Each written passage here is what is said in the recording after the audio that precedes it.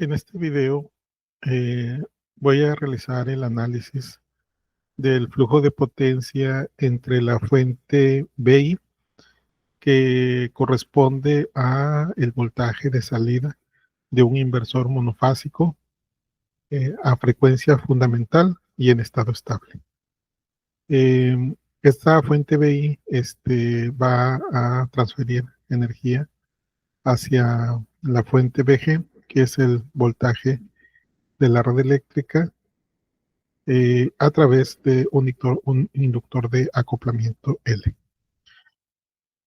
Entonces, en primer lugar, vamos a definir cómo sería el voltaje BI. En este caso, el voltaje BI lo vamos a definir como una amplitud BM por el coseno de omega t más un ángulo alfa. El ángulo alfa sería el ángulo de desfasamiento que habría entre la fuente BI y el voltaje de la red eléctrica. El voltaje BG quedaría definido como una amplitud BP por el coseno de omega t. Ese sería el voltaje de la red eléctrica. Y en la interacción de ese voltaje de salida del inversor y el voltaje de la red eléctrica, tendríamos una corriente IL. Esa corriente IL la vamos a definir como una corriente con una amplitud y un ángulo. En este caso sería coseno de omega t más beta. Quiere decir que la corriente IL que está yendo hacia la red eléctrica va a tener una amplitud IP, va a ser una señal sinusoidal y va a tener un ángulo de desfasamiento con respecto a la red eléctrica que le llamaremos beta.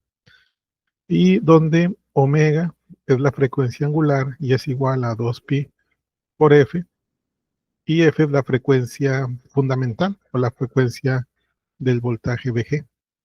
En este caso, la frecuencia pues sería igual al inverso del periodo. Y bueno, también t es el tiempo, ¿verdad? T es el tiempo. Ok, entonces nuevamente repetimos el voltaje BI de la salida del inversor, lo vamos a definir como una amplitud BM y con un ángulo alfa. El voltaje BG también es una señal sinusoidal con una amplitud BP y el ángulo es cero. La corriente IL que va a estar fluyendo hacia la red eléctrica va a tener una amplitud IP y un ángulo beta, y y básicamente esos serían los parámetros que vamos a utilizar en el análisis. Ahora vamos a transformar a fasores, voltajes de entrada y voltaje de salida. En este caso, utilizando fasores, nuestro voltaje de entrada BI va a ser igual a BM entre raíz de 2, que sería el valor RMS, con un ángulo alfa. El voltaje BG va a ser igual a BP entre raíz de 2 con un ángulo de 0 grados. Entonces, básicamente serían voltaje de entrada, voltaje de salida, utilizando fasores.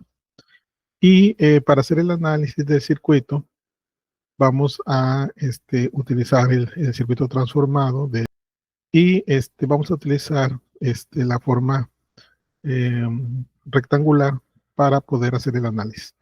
En este caso, el voltaje de entrada en su forma rectangular sería BM entre raíz de 2 por el coseno de alfa más J BM entre raíz de 2 por el seno de alfa. En el caso del voltaje BG va a ser igual a BP entre raíz de 2 por el coseno de 0 más J BP entre raíz de 2 por el seno de 0. Entonces, pues en el caso del voltaje VG, el seno de 0, pues es 0, por lo tanto, ese término imaginario va a ser 0, y el coseno de 0 es igual a 1. Por lo tanto, el voltaje VG va a ser igual a Vp entre raíz de 2 más J0. Bueno, ya con estos voltajes expresados de manera rectangular, voy a calcular la corriente por el inductor, que sería la corriente IL. La corriente IL va a ser igual, utilizando el circuito transformado, es decir, que la inductancia, ¿verdad? La impedancia que tendríamos aquí en la inductancia sería J omega L. Entonces, la corriente IL sería igual al voltaje VI menos el voltaje VG entre J omega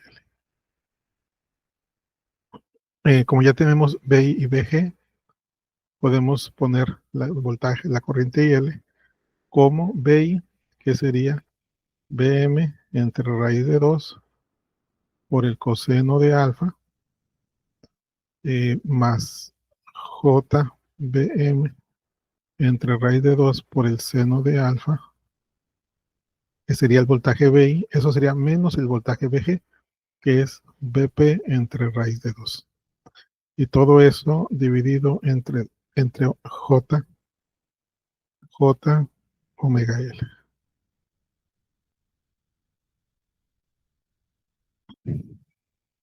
Ahora vamos a multiplicar y dividir por J, y la corriente IL nos quedaría de la siguiente manera. Nos quedaría, en el primer caso sería J Vm entre raíz de 2 por el coseno de alfa menos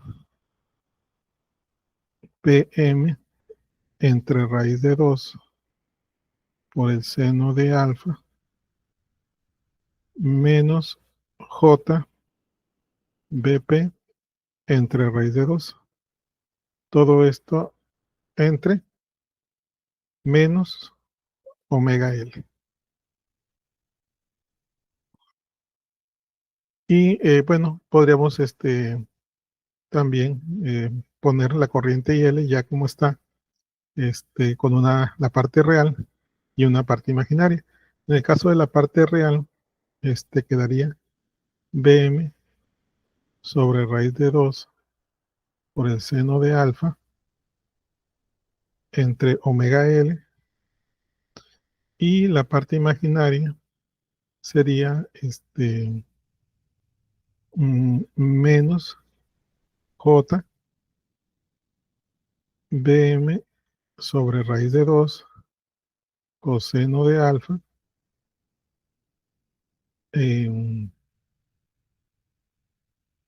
menos Bp sobre raíz de 2. Y todo esto sobre omega L. Entonces, aquí podemos observar que tenemos ya la corriente IL, considerando que tenemos una parte real y una parte imaginaria. Ahora, lo que a partir de aquí, a partir de la corriente IL, vamos a especificar cómo quedaría la potencia compleja. La potencia compleja vista hacia la red eléctrica de pues lo que se está yendo hacia la fuente VG. Entonces, esa potencia compleja S va a ser igual a el voltaje VG por el complejo conjugado de IL. Y sabemos que también la potencia compleja es igual a la potencia P que sería la potencia promedio, más JQ, donde Q sería la potencia reactiva. Entonces obtenemos la potencia compleja multiplicando BG por la IL del complejo conjugado. Entonces nos quedaría de la siguiente manera. S va a ser igual. BG es igual a BP entre raíz de 2, que va a multiplicar a IL, el complejo conjugado. La IL tiene signo negativo, el complejo conjugado tendría signo positivo. Entonces nos quedaría así. BM por BP por el seno de alfa entre 2 omega L, que sería la parte real, más, dado que estamos con el complejo conjugado, J BM BP por el coseno de alfa menos BP al cuadrado, y todo esto entre 2 omega L. Y de esta manera tenemos la potencia compleja, la cual tiene dos términos, y como observamos arriba, estos dos términos corresponderían, el término, la parte real, corresponde a la P, que sería la potencia promedio o la potencia real, y esta parte correspondería a la Q, que es la potencia reactiva. Entonces, nosotros vamos a tener el siguiente resultado. Decimos que la P va a ser igual a BM por BP por el seno de alfa entre 2 omega L. Esa sería la potencia promedio o la potencia real. Y la Q es igual a BM BP por el coseno de alfa menos BP cuadrado entre 2 omega L. Entonces,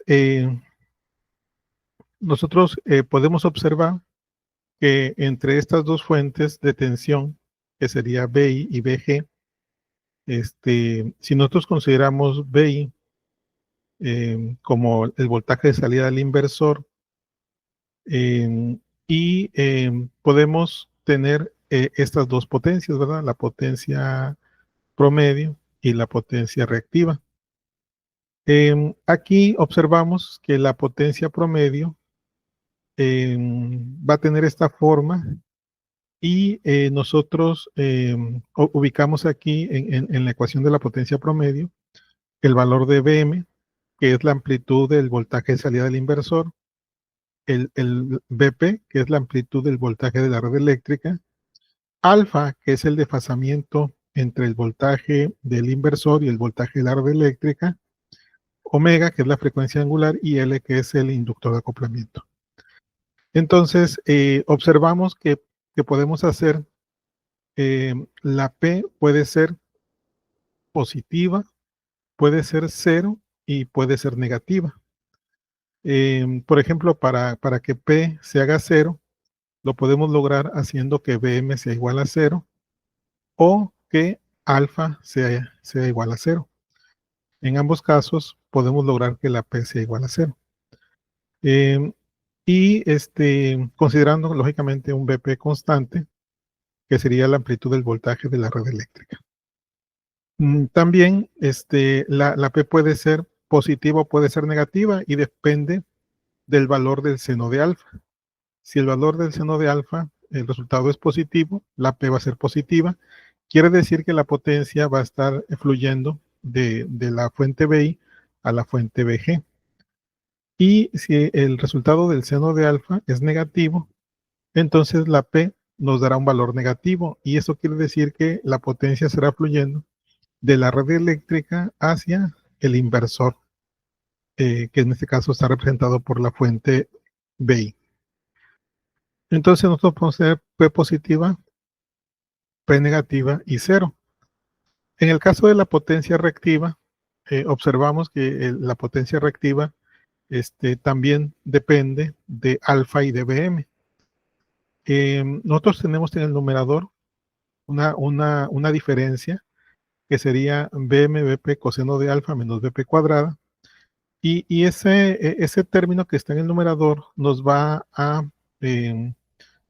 definir si la Q es positiva, es negativa o es cero. Por ejemplo, para que la Q, la potencia reactiva sea cero, nosotros lo logramos haciendo que el numerador sea igual a cero y tendríamos una potencia reactiva igual a cero. Para que la Q sea positiva en el numerador, el término de la izquierda debe ser mayor que el término de la derecha. Y para que la Q sea negativa en el numerador, el término de la derecha debe ser mayor que el término de la izquierda. De tal manera que podemos observar que en este caso